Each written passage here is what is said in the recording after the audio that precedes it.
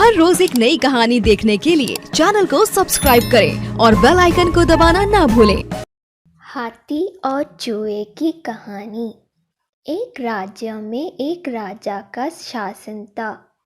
हर सप्ताह पूरी शानो शौकत से नगर में उसका जुलूस निकला करता था, जहाँ प्रजा उसके दर्शन किया करती थी। एक दिन एक नन्हा चूहा उसी राजमार्ग के किनारे किनारे कहीं जा रहा था, जहाँ राजा का जुलूस निकलने वाला था। वह चूहा था तो छोटा सा, मगर उसका घमंड बहुत बड़ा था और वह खुद को सर्वश्रेष्ठ और महान समझता था। कुछ देर बाद राजमार्ग से राजा का भव्य जुलूस निकला, जिसे देखने लोगों की भीड़ लगने लगी। राजा अपने पूरे दल बल के साथ था। उसके सैनिक उसे घेरे हुए थे। कई मंत्री और अनुचर उसके पीछे थे।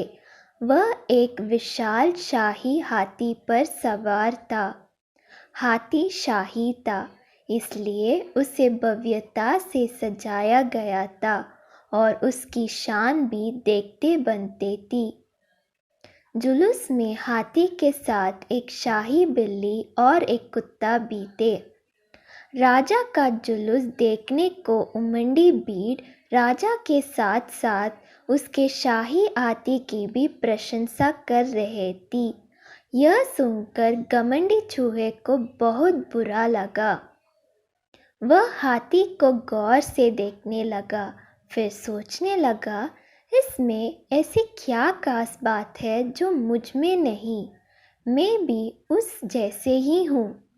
मेरे पास भी 2 आँख, 2 कान, 1 नाक और 4 पैर है।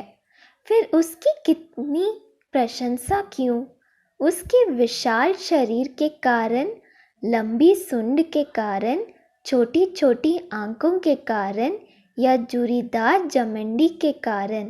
इस कारण एक बार तुम लोग मुझे देख लो, उस हाथी को भूल जाओगे। मैं हाथी से ज़्यादा महान हूँ। चूहे ये सब सोच ही रहा था कि शाही बिल्ली की नज़र उस पर पड़ गई और उसकी लात टपक गई। जुलूस छोड़ वह उसकी ओर लपकी। फिर क्या था, चूहा अपनी सारी मेहनत भूलकर धूम दबाकर भागा। भागते भागते वह हाथी के सामने आ गया।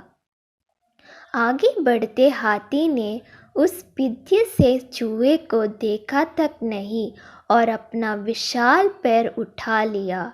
चूहा उसके पैर के नीचे कुचलने ही वाला था, मगर किसी तरह उसने खुद को बचाया। वहाँ से बचा तो खतरनाक कुत्ता सामने था, जो उसे देखकर गुर्राया।